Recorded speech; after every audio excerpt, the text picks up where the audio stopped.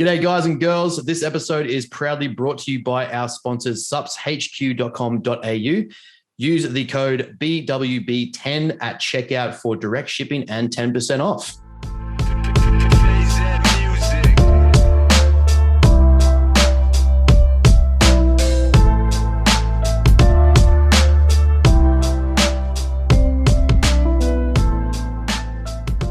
G'day, listeners. Welcome back to another fantastic episode. This time we are in separate states, unfortunately, but I'm joined by my co-host, Aaron, the hairy, bearded, golf swinging terribly scaff, and myself, Ben Mayfield-Smith. How we going, bro? Terribly. You saw my skills firsthand, and they were phenomenal. Like, please, PGA Tour, here we come. Mate, fuck it. Live for the tour. talk, it was okay. Live tour because they pay more because they've got nobody yet. I'm just gonna go play on the Greg Norman tour. Yeah, that's the one. Live. Better. That's what I'm talking about. Live. Oh, I'm right. there. Yeah, I'm there. 100%. They pay more and they got no one there yet. I'm in. Sign me up. It's like when rugby league players retire from NRL and go play Super League to get some more cash. Yeah, 100%. It's the same thing. The same thing with soccer. Everyone goes to America at the end of their career because they pay triple the money. You just go play. Yeah, fair cop. What you do? Like, fuck it. That's what we're going to do. But I'm not going to play on the PGA Tour and then go to Live. I'm just going to go straight to Live. Yeah, I'm going to bypass the actual work and effort that needs to be done to play on the PGA and retire and play on Live Tour because that's what we're going to do. That's fair. How are we? Same shit, different day. Back to work, usual. Right, that's coaching. Podcast. See you later. Pretty much, and we're done. See you later. So got back Monday. Today's Wednesday. So yesterday got back into work. Got up early yesterday. Played half a round, which was nice. Did a whole stack of work for online clients of programs. We've got powerlifting comps coming up end of September. So we've got about, I think, 5 or 6 guys, maybe one girl, mostly guys, competing. So write all their programs and their blocks. It took up pretty much a day getting them set and ready to go. And then, yeah, we're back into it. Just fucking cruising along and got to do what I got to do. Fair enough. How is Queensland without me? How's Brisbane without me? It's terrible. It's dog shit.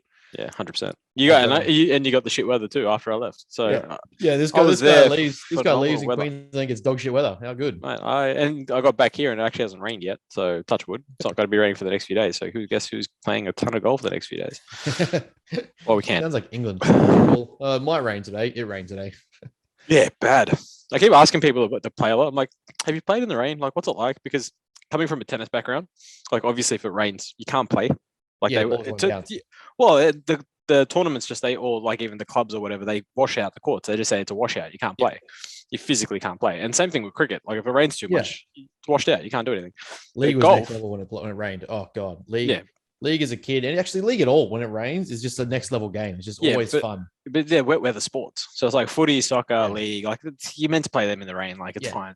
But then like all these, other ball sports, racket sports, that sort of stuff. Like then I was like speaking to the guys for golf, and they're like, man, if the course doesn't call it off, like sometimes the greens can get flooded, so you can't obviously, putt and stuff like that, which makes sense. And some courses get like real muddy, and it's just a shit time.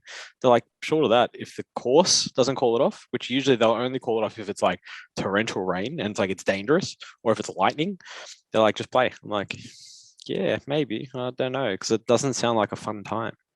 Yeah, just standing out in the cold, getting soaked, ready to try and make I'm all about wanting to get better, but I'm like, I don't know if I want to play in that much rain. Like I'm just, I'm sheltered. The only time I played in the rain was footy and soccer. I'm kind of like, I'm not playing those anymore, so I don't need to be in the rain. Yeah.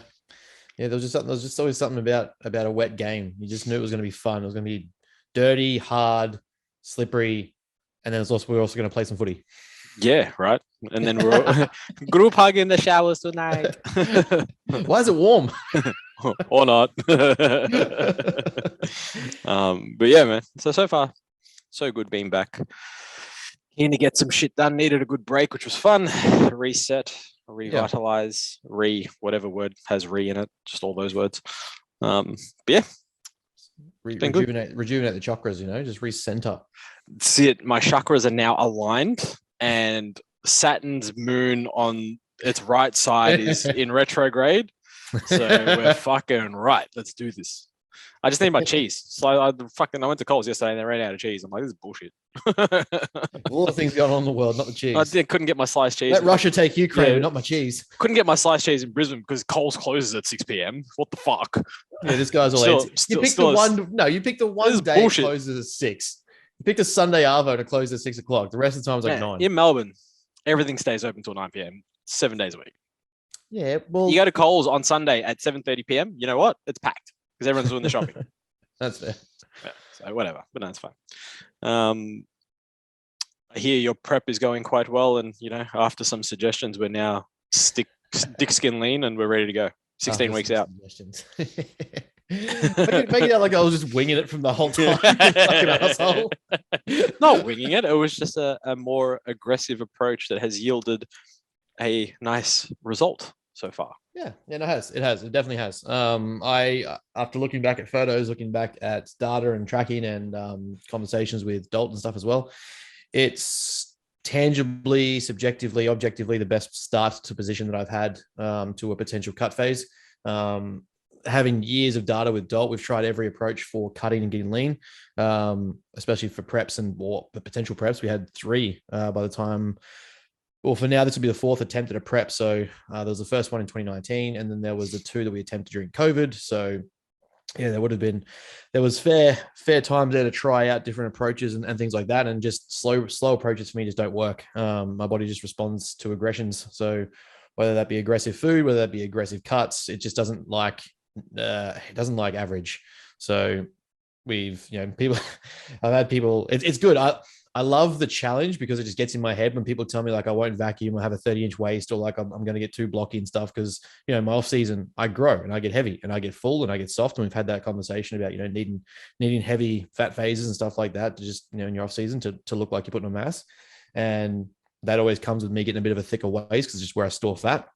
But knowing my physique and knowing what we do, I'm already down to a 32-inch waist without vacuuming. Throw in a vacuum, I'd say it's pretty much a 30.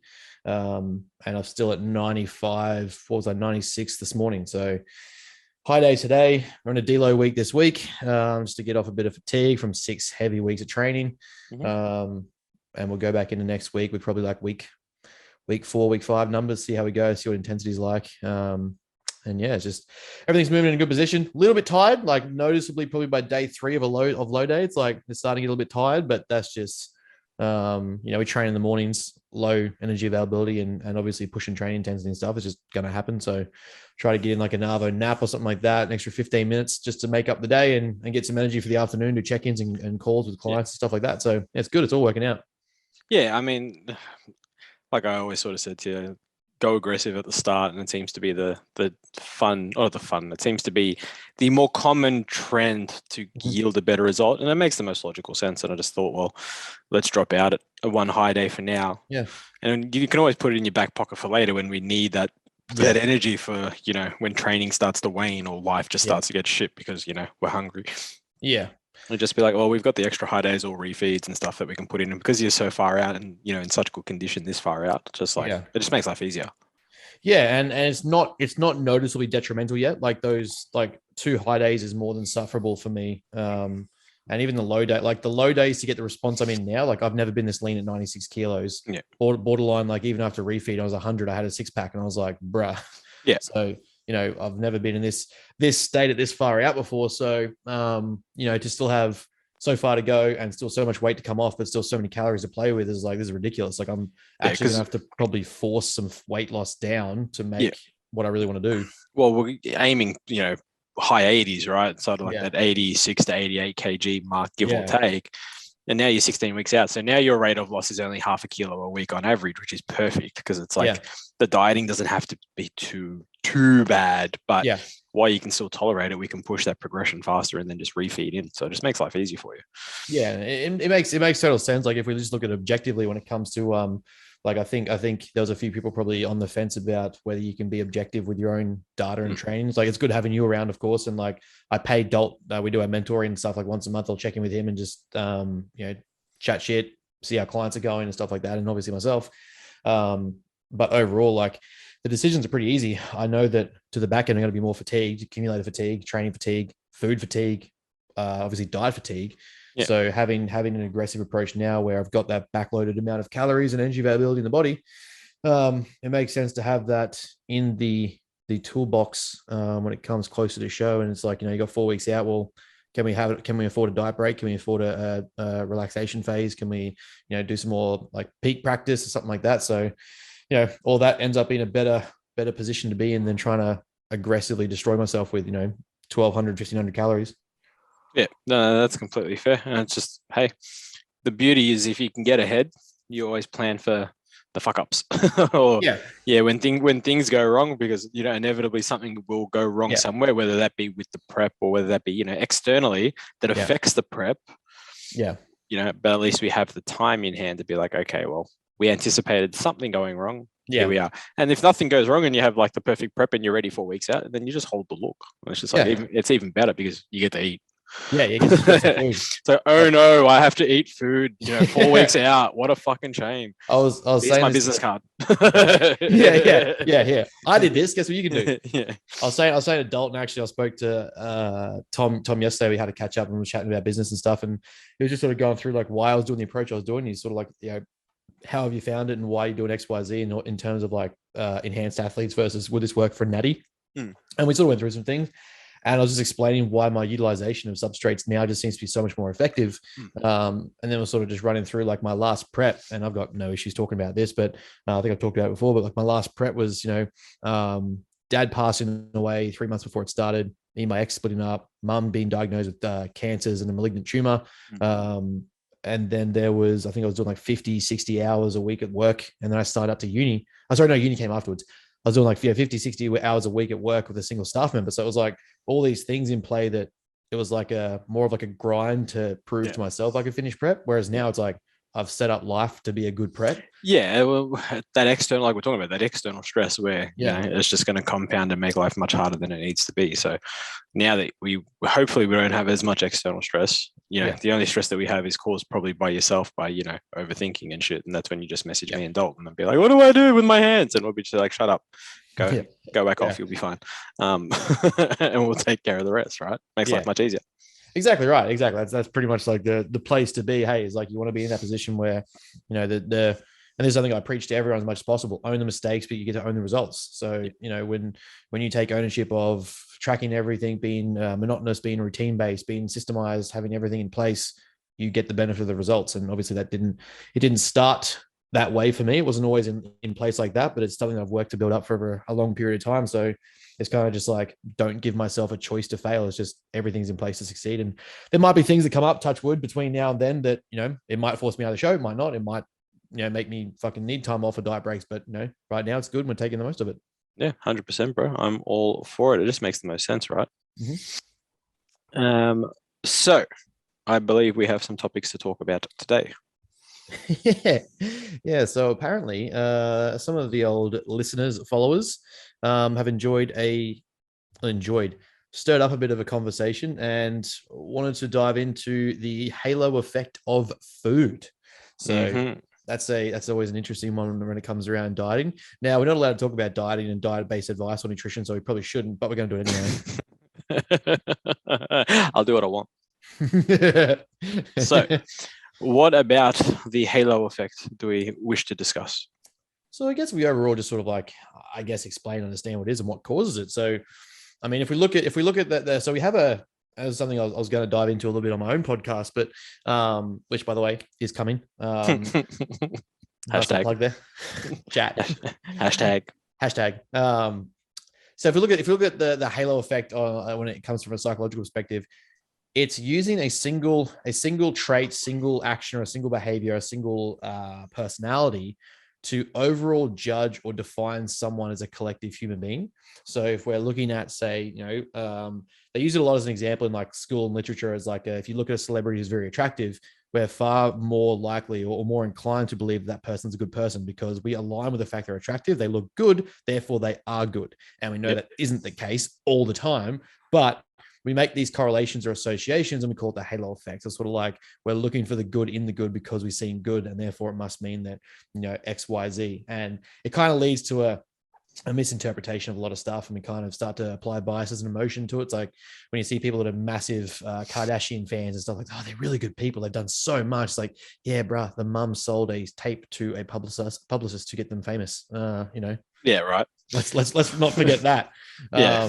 So there's that sort of effect. Now, when we look at food, it's a similar premise and kind of still applies. There's been the term is redefined there as the halo effect of food versus the halo effect.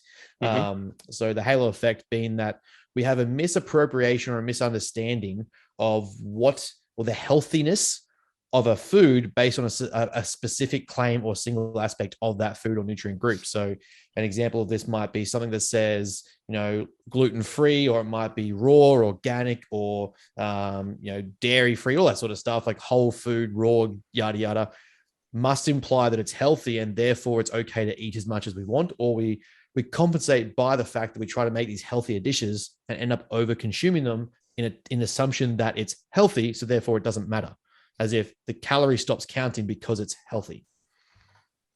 Well, I would say. I mean, that's probably the best way you can sum it up, right? And it's just, it's almost like then people start to compare as well.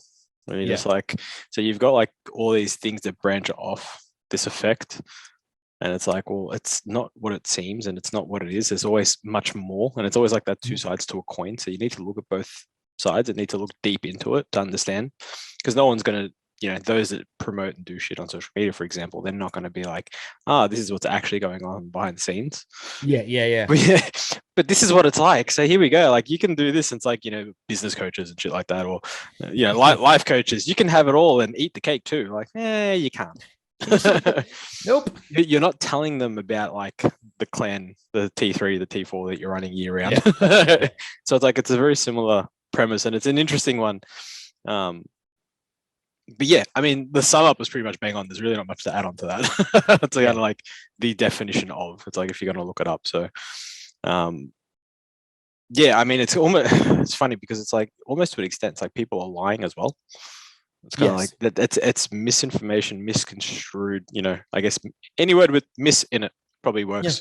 And it gives people this perception, and it's like, well, it's not that. It's just like you said, paying for like all this social media clout, for example, and all this sort of shit. It's just like, fuck, man. Like, it's not, just be authentic, be original. It's like, we don't have these issues. And like, you start to get camps around it too. Like, people just become this whole, and again, it comes back to, I guess, like identity politics almost, where people start to identify with these things and think that's the solution that got them their result. And so they're ingrained in this tribalism perspective where it's like, this keto, gluten, dairy-free, organic chocolate paleo bar diet for CrossFitters. Those were the days. This got me my results of being shredded, or like, I can have all these extra calories, I can eat all these extra food because it says gluten and dairy free. It's like, yeah, cool. But if we go by the fact, or, it might say, like, a really popular one, if we use an example, would be like your low fat foods or low carbohydrate foods on the shelf when you go to IGA, Coles, Woolies, whatever. Now that sounds really cool because we've spent so long demonizing carbohydrates, and we've demonized sugars, we've demonized every macronutrient basically. Because why not? Because, don't actually take ownership of what you eat and just simply blame it and say that's the reason why you're fat. 100%.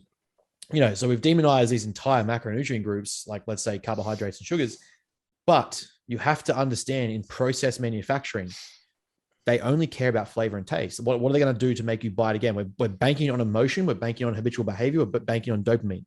So when it comes to production of goods, that's what they're counting for. And we know for a fact that when you, let's say, you've gone to the shops, you've bought a gluten, dairy-free something, or a whole food raw thing because it was a treat, and, it says raw treat, so it's good for you. You have that. It tastes somewhat okay, even though it's probably like bitter and stevia-ish and it's too much and you probably don't even want it, but you had it, so you feel good from it. It's like, oh, that was really nice. It was a low treat. Reward for me. You've now associated that dopamine, you've associated that habitual response, and now you're motivated to do it again. You've associated that with going shopping. So they're banking on these things, and they'll continue to do so. However, in replacement of those carbohydrates, there's either going to be sugar alcohols or there's going to be fats. And most of the time, it's going to be dietary fats, probably trans fats, because they need to fit in things that you are going to enjoy to make up for the flavor loss of sugar.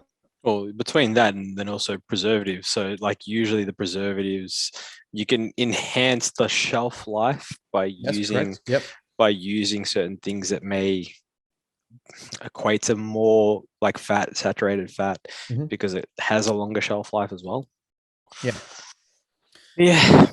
It just, yeah, it becomes like it sometimes, you know, in some cases it will work. In some cases in some instances it will work, and you kind of end up reinforcing this ideology that you think that's the right thing. Like, you know, you've gone low carb, and so you've gone for these like low carb bars, low carb wraps, yeah, yada yada. We know scientifically, statistically, what you've done is just reduce calories, which is fine. You reduce calorie intake. However you went about doing that, good for you. However, the marketing leads you to believe that this was the reason why. And the fact is, we know that you can have carbohydrates, sugars, fats, gluten. Most people, statistically speaking, aren't gluten intolerant. Most people aren't shellfish intolerant. Most people aren't dairy intolerant. What it is from a young age, you were exposed to wives' tales from your parents, or your parents were exposed to wives' tales from their parents or friends, didn't expose you to those foods and allow your body to develop the autoimmune response to digest and handle those food groups. Yep. And now when you do have them, you have autoimmune or inflammation responses that cause, you know, stress responses and irritations. Or you watch Netflix documentaries on. Or you watch Netflix documentaries and you know who you are, people. Yeah. If you watch What's the Health, please get off this podcast. No, actually stay on here because you need to learn. Yeah. What was the other one that came out as well? There was another one. Oh, Game Changers. Yeah, it's the one. Yeah, Arnie was in it. Yeah. And yeah, that's like, the one. Arnie's vegan now. Right. He ran more tren and debol than most of the beef that he's talking about. It's like Kai Green being a vegan. Yeah. He literally sold beef protein. Shut up. Yeah. He was a vegan for all of 3 days. Yeah. As long as enough to sell his book that he released for $5 a piece to 1 million people. Yeah, exactly right. Marketing. Again, those examples, there are examples. And that, you know, that whole premise then ends up leading to people making food choices they think are healthier or because they're healthier are better to eat, and then end up over consuming them because it's healthier. So therefore the calories must be lower, and we end up over consuming. So, you know, if we look at things like Halo Top ice cream, don't get me wrong, if you can handle the sugar alcohols in there, which there are a lot, fantastic, good for you. I love Pepsi Max. It's an alternative that I go because it's simply sweet, easy, and it's F all calories. However, people associate them that because it's healthy and marketed as like a protein ice cream or a low calorie ice cream, that the whole pint is good for you and you must be able to have it. 100%. The fact they haven't tracked the rest of the day's food and they're now in a surplus and eaten everything inside. No, we don't worry about it. Just eat fuck it. Yeah, let's go. Fuck it. Send 2 pints. It's like I was doing every day. I was eating 4 donuts. It was great. You guys are not even kidding. Cream. I'm midway through my low days, even on high days, because I just don't have high fats. This guy, we're walking him home, 20,000 steps. He's got me out because we're going to do shit all the time. And it's pretty much like, can we stop at Krispy Kreme? Yeah, all right. Just literally, I think I had 4 Krispy Kremes nearly every night. I think you did. And I actually got back because I didn't weigh myself when I was there. Funnily enough, I weighed myself when I got back and I was lighter. I'm like, who would have thought? I was like 2 kilos lighter. We've found the diet. Halo Top, the Halo effect. Yeah, literally just Krispy Kreme diet coming soon. Ebook by Elite Strength Coach. endorsed by Matter and Elite Strength. Bros with brains. Bros with brains diet 101. Yeah, include Krispy Kremes. Krispy Kremes, 4 donuts daily. Facts. But yeah, you know, the asterisk is 20,000 steps per day. The asterisk is also train, exercise, take T3 and cleanse. Yeah, and also make sure you play golf. Yeah. But yeah, so you know that to me, it's understandably frustrating because not like everyone doesn't understand, right? They're not us. They don't have our perspective. They don't have our brains and what we know, which is fine. I don't know what a mechanic knows or an accountant, so understandable. But at the same time, it's like you also have to start taking ownership of what you consume, what you read, what you do. Like it's no different to, you know, if you spend your whole life watching Netflix or you watch like the streaming services, you have to take ownership of what you do with your time. Yeah. So when it comes to these things and you're falling for the marketing, would you fall for, you know, movie marketing? Would you fall for car marketing? Would you fall for other forms of marketing? This is all it is. They're manipulating the product to make you think of something that you want to keep getting it. And that is, well, I want to be healthier. And most of the time we know that people probably want to be healthy and they'll make the slightest, easiest choice, which is why I wrote a blog this week about it. You know, lowest hanging fruits. We want to pick the smallest possible thing we can do. Most people, that'll just be go to a low carb source, go to low fat source, something like that. And it's like, yep, that's a start, but that doesn't mean you can have all of the low fat food because it still has calories. It's also very, very true. You know, crawl before you can walk, people. I mean, yeah. And there's so many other ways that, you know, we can make those changes and still not have to remove food groups or cut these things out or, you know, get caught up in the halo effect, I suppose is an easy way to put it. Because you just look for, you know, what's the smallest possible change you can make to already enhance the life you have. For us, that's like, for me, prep is Pepsi Max. For most clients, it's going from, for me, an easy tip for anyone who's like, if you're wanting to stop drinking is, or you want to reduce your alcohol intake or reduce your weekends, is a weekend 3-pack that I would have for my clients is a water, a Pepsi Max, a beer, a water, a Pepsi Max, a beer, or it might be a water, a Pepsi Max, a spirit.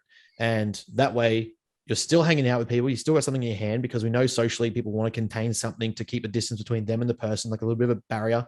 So really easy method there, instead of being like, well, I've got to cut out everything and, stick to just this shit. And I can have this really low carb beer and I get 40 of them because it's low carb. Yeah, cool. You're still going to drink a shit ton of alcohol, which has calories. This way that I sort of prescribe it or suggest it is that you're still engaging in the social interaction and the social exchange, and you're still there and you're present, but the alcohol consumption is almost thirded, cut into a third, and you're still having something tasty, something sweet, something you enjoy, some alcohol, and you're hydrating. So it's kind of like an easy method to apply there, where you can still get the whole social interaction if you want to. I don't, but if you want to, and that way there is no falling for a halo effect. Just have the beer if you want to have the beer. If you want to have protein pancakes, if you want to go out with girlfriends and have pancakes, have them if you have the calories. If you don't, have something less. Own that. So I'm trying to find the gluten, dairy-free raw version that's going to have 20 times the calories at your local baked store that sells chai venti granola fucking super bowls of cereal. I like that you threw venti in there because you love Starbucks. I do. I'm a bit of a Starbucks fan. I couldn't get over how many Starbucks there were. Off topic. Yeah. It's just Starbucks. Fair, I mean, Starbucks and fucking Easy Mart, man. Like what the fuck? Yeah, but see, Starbucks, like Easy Mart, is only in the major cities. We don't have it any further out of the main city. It's not even in the inner suburbs. It's like literally once you get past South Bank and Brisbane, it's gone. It'll be the Gold Coast, and that's it. Yeah, 100%. But still, it's crazy how many there were. Like, you guys have a fair few in the CBD. I remember when I was down there for prep. Like I walked past probably good 3 or 4 just in the near Doherty's gym. Yeah. I mean, look, we've got a couple, but not compared to you guys. Like, yeah, man, there was one. If you go through that intersection there, yeah, your main town, every fucking corner. Yeah. Easy Marts, JBs, and Rebel Sports on every corner. Like, what the fuck? Yeah, we know what we want in Brisbane, so we have more of it. Yeah, pretty much. The funny part is you go into those stores, they're always stocked. So it's like you either have a lot of stock or no one's buying anything. So why is there 10 of you? Yeah, I mean, like, and it's funny because like those 2 Rebel Sports stores that you had, it's like they were very different, like what they had in there. So it was like really weirdly confusing. It's kind of like, like what am I coming into this one for? Like, what am I buying in that one? Like, I don't know. I actually picked up some mad deals in there. Actually, I was like end of financial year, I'm due for some new uniforms. I was like, boom, Nike. They made the rookie mistake. These guys, anyone that wants to wear that, like looks for long sleeve, like long flowing leg day shit, Rebel Sport right now, by the time this comes out, it might be over, but they'll probably still have like a somewhat end of financial year deal still. Yeah. They'll have like 50% off NFL jerseys, 50% off basketball jerseys. I was like, bruh. I grabbed the guy literally. I was like, is this 50% off everything? When you said it and I walked in, I'm like, oh, fuck. Like, that is a pretty decent fucking sale there. But obviously, the year that just passed, or the seasons that's just passed. So they're going to make way for new stock. Yeah, exactly right. And for me, someone who doesn't care about the NFL that much is like, like, it's just cool. Day gear. Yeah. Like, don't get me wrong, 100%. I love watching some good plays and stuff like that. But I was like, I love like Jordans and I love NFL gear for training. Man, 100%. I was like, wait, this jersey that's normally $200 is down to fucking 90.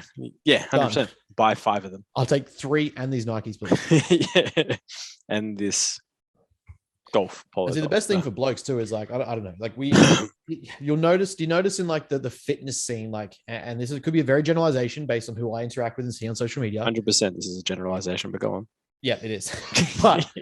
but I see women a lot more have to be seasonal with their apparel and training gear. It's called fashion. Yeah, I know it's called fashion, but what I'm saying is those jerseys and these Nike shorts are gonna last me another 3 years. The whole point is to buy them. The point is to buy them bigger so I grow into them and then get too big for them. Be like, oh look, now I'm too big for 2XL. Nah, bro, I'm the same. I wear the same shit for years on end, and people are like, how? Rotation. I'm just like, man, that's just what I do. Like leg dates, an oversized tee, and baggy shorts. I'd much rather spend my money on golf balls than I would on clothing. Just saying. Rather spend his money on balls and shafts and then play golf. 100%. That's how we roll.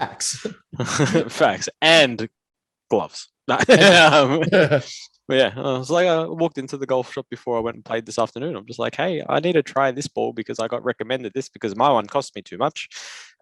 what do you reckon? And he's like, sure, let's buy 3 of them and find out. And bought 3 of them, and I didn't lose one. So win. That's fair. 9 holes, didn't lose a ball. However, this guy got 12 balls and lost 6 of them. Yeah, I've still got them. Yeah. I'm going to use them as my warm-up balls. The most frustrating part, and I think I said in the last podcast we're at my place, was that I'd nailed some absolute killer shots at the start. And I was like, that one approach. Why can't I do this? Yeah, that one approach shot you hit straight onto the green was better than my shot. And I was like, where did that come from? And then has not played it again. Yeah. And never. No, there was that first shot. There was like, it was a good drive with a 7-iron, ends up on the hill. And then I'm like, damn, it's still a bit of a shit shot. But then I pull that shot off. Oh yeah, the next shot was straight again onto the close to the green, right in the bunker. Yeah. And then I'm just like, okay, cool, I got this. Next shot, not a chance. Nothing. Can't use a driver to save my life, but I can use a 7-iron. Yeah, like I said, the longer the club, harder it is to hit. People just don't I'm used to understand working with smaller shafts, so that's fine. 100%, same. I use the smallest one possible now. Anyway, should we move into questions? Yeah, let's do it. We have a few. We do. Oh, good. Fuck, marry, kill to start with. Right. Ghislaine Maxwell, Amber Heard. Julian, what's the name? Yeah. Amber Heard or Clem Ford. Next. Can I kill me? Is that a choice? Yeah, I was like, that's definitely aimed at you. Oh, that's the end of. I can't morally answer that question. I mean, if you marry old love, do you get access to our net worth? Look, which one? Yeah, which one's the richest? Clementine Ford, right? No, not at all. No. It'd be that Maxwell chick. She's like she. What's the name? Well, yeah. How much is she worth? Though, do we know? Surely is that the one that inherited Epstein stuff? Like his missus? Oh, I don't. Yeah, but did she inherit it? Like, I don't know. Surely. I don't know. I don't.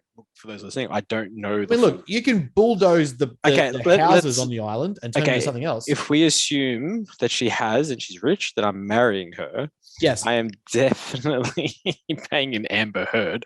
Yes, and I am more than happy to kill Clementine Ford. So that's fine. That actually works out pretty well. Yeah, we got there. Like, I'm not mad about that. Yeah.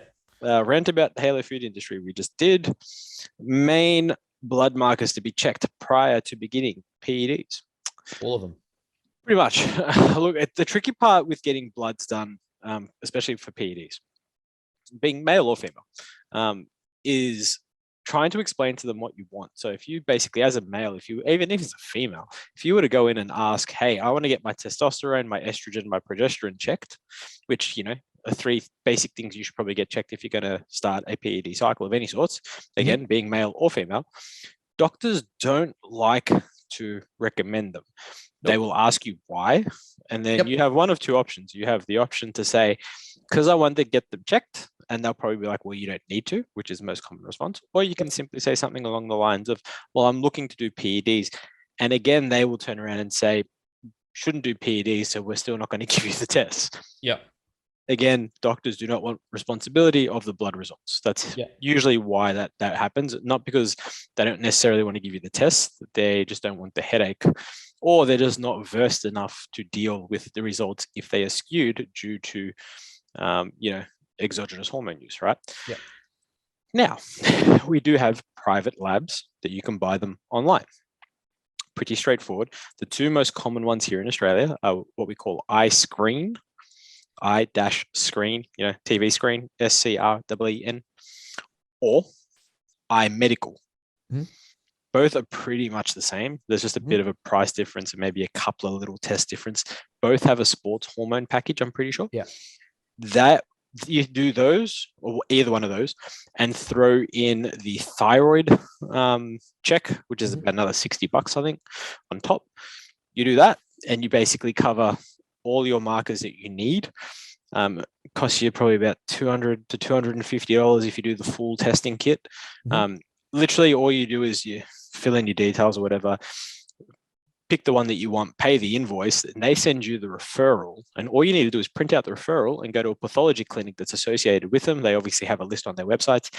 Majority of clinics will probably be on there, to be honest. So it makes life a lot easier. So the only thing is you just have to pay for them versus getting them for free.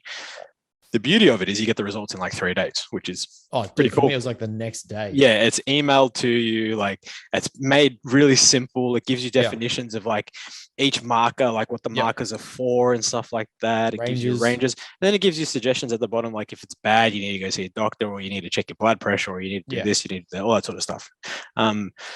That's how I would do it. And when it comes to blood markers and stuff, just jump on one of those websites and pick the sports hormone package. But pretty straightforward, like full blood count, liver, if cash kidneys. Is an issue, which at the same time it probably shouldn't be if you're going to do PEDs because it's going to be expensive anyway. Yeah, exactly. If you're doing PEDs and you can't afford to get bloods and pay for private bloods, don't do PEDs. Yeah.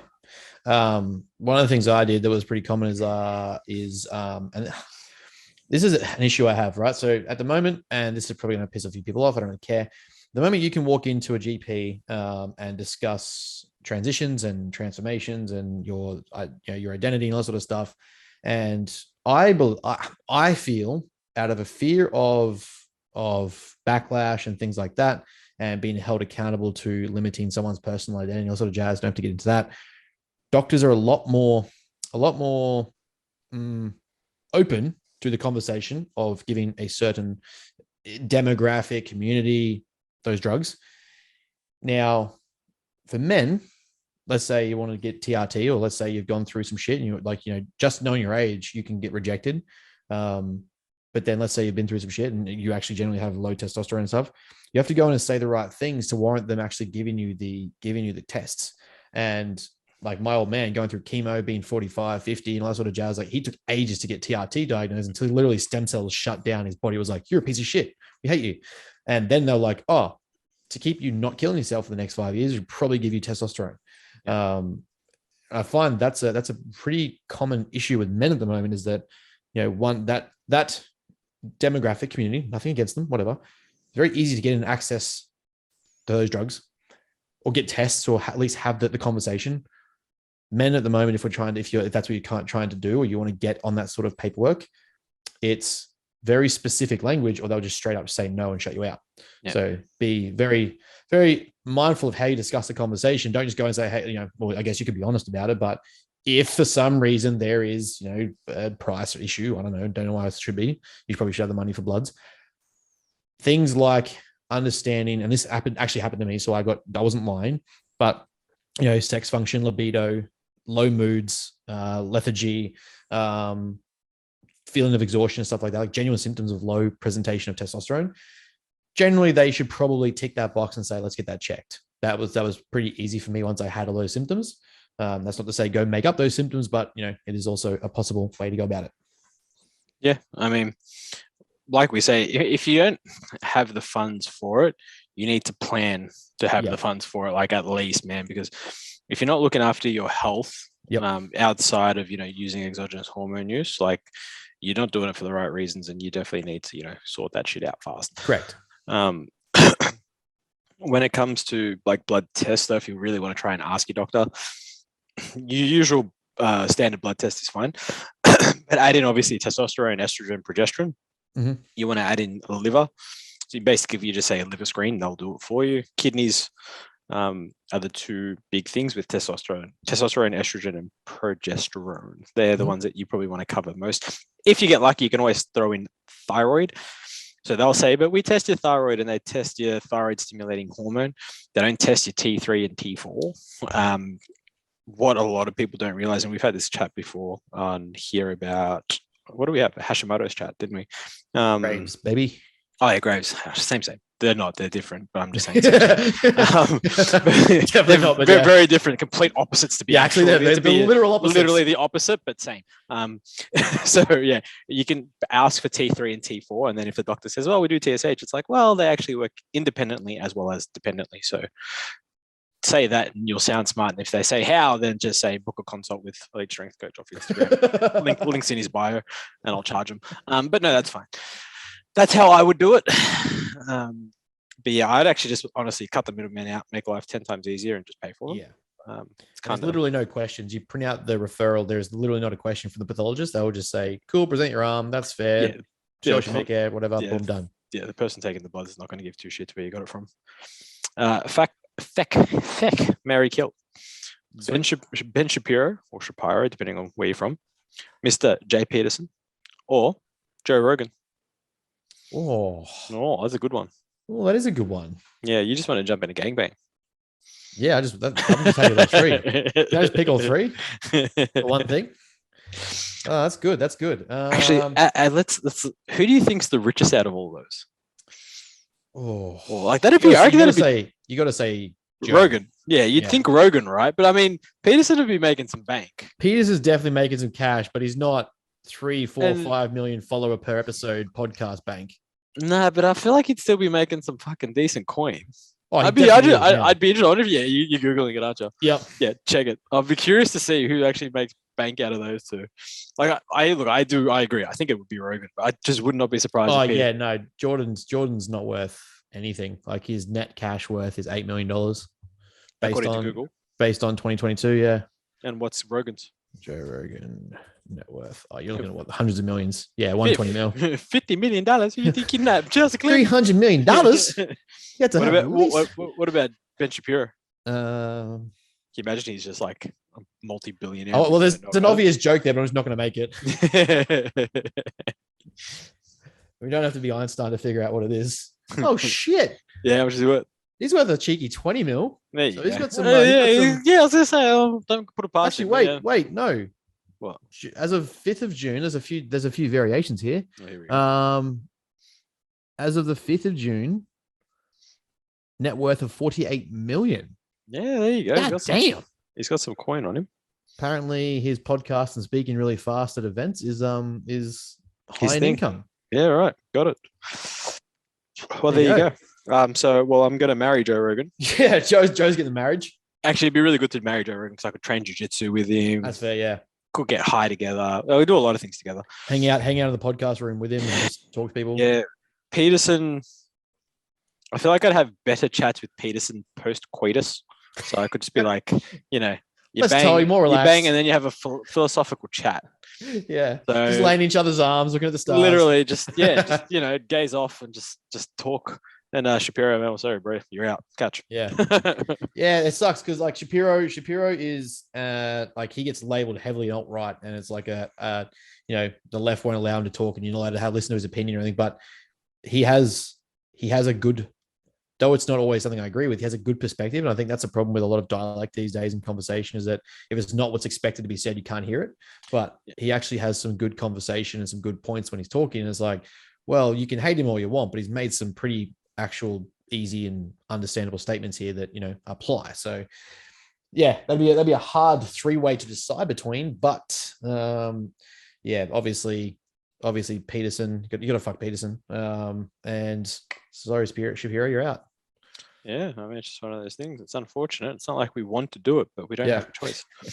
Why do so many gym PTs let their clients half rep on leg exercises like a pendulum and a hack squat? Because they don't know how to use a pendulum or a hack squat. They've never done it themselves before. They don't know what a knee does. Oh, bro, I watch current like high level power lifters also that they think they're fucking shit house powerlifters, to be real.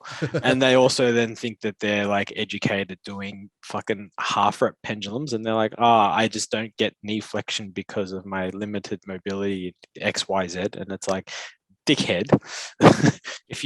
This is one of those times where people that think they have ankle mobility issues don't have ankle mobility issues. They probably have internal rotation of the femur issues. If you were to actually, just those that are listening, if you think you have actual problems with ankle mobility, I want you to try something. I want you to grab a foam roller. Actually, not even grab foam. Fuck, don't even do that. Just do a squat, right? As far as you feel comfortable. From there, I want you to turn your knees inwards. So I want your shin angle to turn inwards, right? And let's see how much deeper you can get. You don't have a mobility issue. You have a big fucking ass bone that sits at the bottom of your ankle. And guess what it does? It gets in the way. That's it. Some people are very fortunate in that it doesn't get in the way because of the design of that bone. If you turn your shin angle slightly in, you won't have that problem. So usually with people that squat, you turn their stance out and you bring their shin in slightly. It's not knee cave. It's internal rotation of the femur. It is okay. You're deviating the bone so that it doesn't hit. It's the same thing like with your femur in your hip socket. when people are like, I have hip impingement because XYZ. It's like, no, just you have a groove at the bottom of your femur, and that's where the bottom of your pelvis. That's where the femur sits in. Everyone's like little groove is a little bit different. Some are a bit more narrow, some are a bit more wide. So you just got to open up at the hips and find out where it is. And that's where I call it Elvis Presley. Do the Elvis Presley dance, and you'll find where you can go. It's the same thing at the ankle. You have a bone sits. Anyway, we won't talk about that. So yeah, that's usually the problem, and people are just stupid. And I think it's the funniest part is on those machines where literally active range of motion is given by the weight of the load of the machine, and it lets you get into that position, but you just like these people seem to stop. Like they seem to think like it's okay to stop or like load the knee at midpoint and overload the knee dangerously, when literally the machine is designed, you just adjust your feet slightly, find out where your depth is, or where your like you just said, where you can get that range of motion, and let the weight, even if the worst case scenario, if you are too tight in quotation marks or don't have the range of motion or the mobility, the weight will carry you into that position. It's literally designed to follow a track that will let you get there. You just have to move your body in a position to be able to do it. Yeah, so stopping and being in an unco position and then simply just stopping halfway, I mean, like, especially on a machine that's designed to get full flexion. If you're stopping at 90 degrees and going like, that's a rep, like, no, that's not coaching. That's not it. You're just letting someone waste their time. Yeah. And again, it's people just don't understand movement mechanics, to be honest. And it's like understanding the hip, unless you've had like obviously an underlying issue, you've had surgery on your ankle, you got pins in your ankle or something like that. Provided you're not one of those people, you don't have ankle mobility issues. You just have movement capacity issues. Short of like tendinopathy or something like that, the knee should not be the limiting factor in you doing a squat. Anyway, this next question is interesting. Okay. Should there be a degree or certificate for PTs to move into the online space? Ooh. Look, the beauty of online is that it's unregulated. Yes. That's the whole point. It's like the internet is the great good old West. Like it's the open ocean. It's just what we do. Like you just international waters. You can say 1 + 1 = 3, and it doesn't matter what the actual result is or the answer is. No one gives a fuck. You can say what you like. That's kind of the point. Should we have like some sort of regulation of it for those that look after other people's health? Sure, that would be an ideal world. That would be nice. Now, is that a reality? No. Again, you cannot control what happens on the internet. So, I mean, otherwise it probably wouldn't be things like porn and shit, right? Unless you're in China. Yeah. Sorry, China. You're essentially trying to state control or elicit a state governance or tyrannical perspective over an industry, an area of field, because then it becomes defined by someone's specific criteria, and who is to say what that criteria is and who is to say what that definition of allowance is. Because now we've got courses that don't even do, might be nutrition, don't even touch training. Then all of a sudden you've got online coaches that are doing physical programming. Then you've got, PT courses. It's almost like a certain company trying to control a certain branch of science here in Australia. I was waiting for it. Yeah, doesn't sound sus at all. No, you can apparently trademark and patent principles of theory in a specific realm of science by yourself, and then claim like a patent. No, what would you claim it as? Royalties? No, maybe that. I don't know. Whatever it is, it's dumb. But special human. You would then have to put someone above and beyond everyone else to define what that criteria is. And you're not going to have everyone agree on what that space should be. So how are you going to agree on what should be the definition or the criteria? Sure, should people be educated to do it? Absolutely. But at the same time, again, it comes to the ownership of the client or the prospect to, listen to things like what we've talked about and what you're looking for in a coach, and do your due diligence on that coach. And, just because someone says something, that doesn't mean you have to believe them. It's up to you to go and check out if you trust what their previous results, what they've done prior, how they do it currently, what their methods are, all that shit. So there's a lot that goes into it. And it's just should there be? Sure. 100%. Why not? Why not? There should be some sort of pass, fail. Watch how many people stop being mindset coaches then.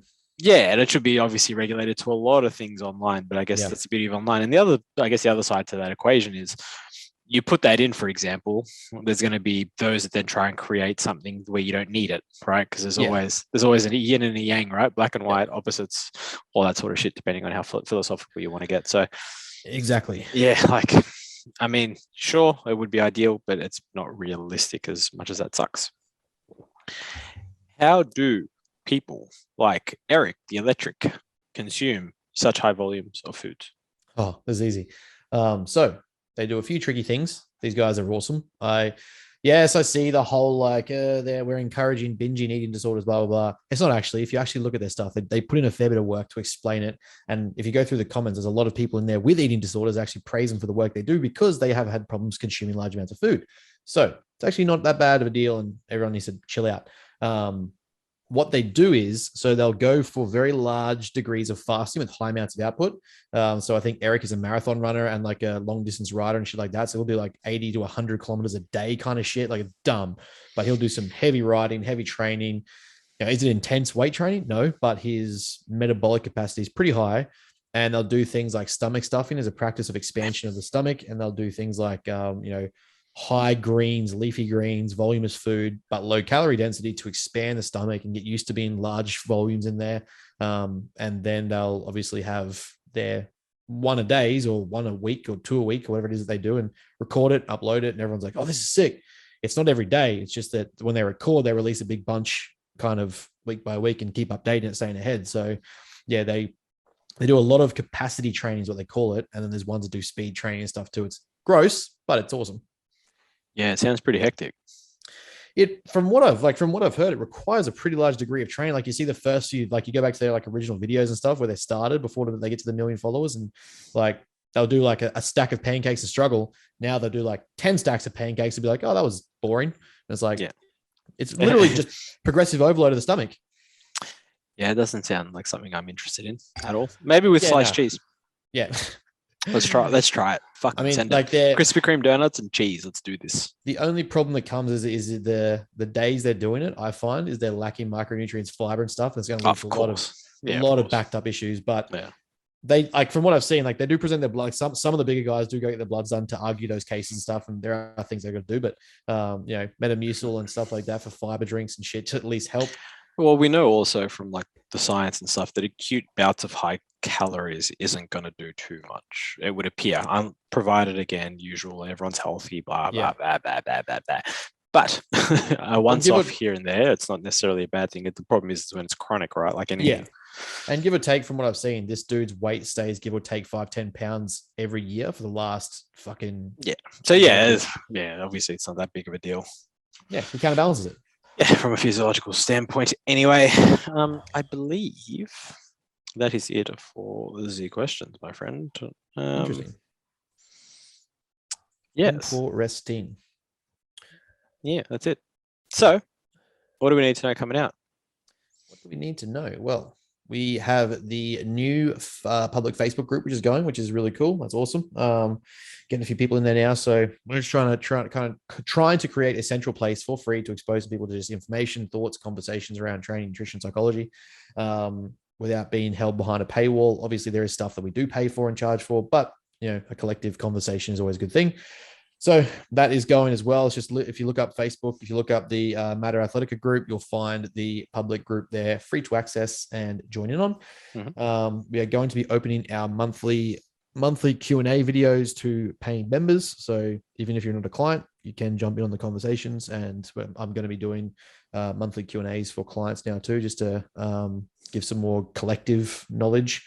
Was this the one you were telling me about where you're going to do it naked? Yes, that was one. On OnlyFans, yeah. Yeah. It's like that Brazilian news show back on like SBS or like late night Comedy Central. I'll just start undressing as the conversation goes. Sweet, got it. Done. Especially as like the shred comes in, I'm really just going to play that. I might even start oiling myself a little bit, see what happens. Get a bit of fake tan going. Yeah, we'll see where it goes. You never know. You were practicing your tan. Yeah. Posing routine. Yeah. Can you do the windmill? Yes. Ooh. I didn't say which poses. Yeah. What else have we got? We've got some heavy work coming out on the course. The next course to be done. I'm really excited about this one now. So having spoken to Tommy, getting him involved a little bit with some content of him and some of yourself as well. It's funny reading your lecture. It's 100%. I could hear the way you were writing the words, and I was like, I could just see you saying this. Yeah, I do that a lot. Yeah, I was thinking of doing that one in person. Actually, I probably should. Yeah, I think there's a lot of content in that would be good to explain in person. A lot of that biomechanics bullshit. Yeah, so there was some simple stuff in there that I'll take away and include as well, and just sort of make that a briefer part of hypertrophy modules, just to understand sort of how things move and why they move. But yeah, that one's coming along really well. Sleep quiz is there, macro course is there, and coaching is always going. So if you are interested before the end of the year, you want to start getting in shape, if you want to start planning for comp, if you want to start planning for preps, by all means, let us know and jump in at the inquiry sheets. Sounds good.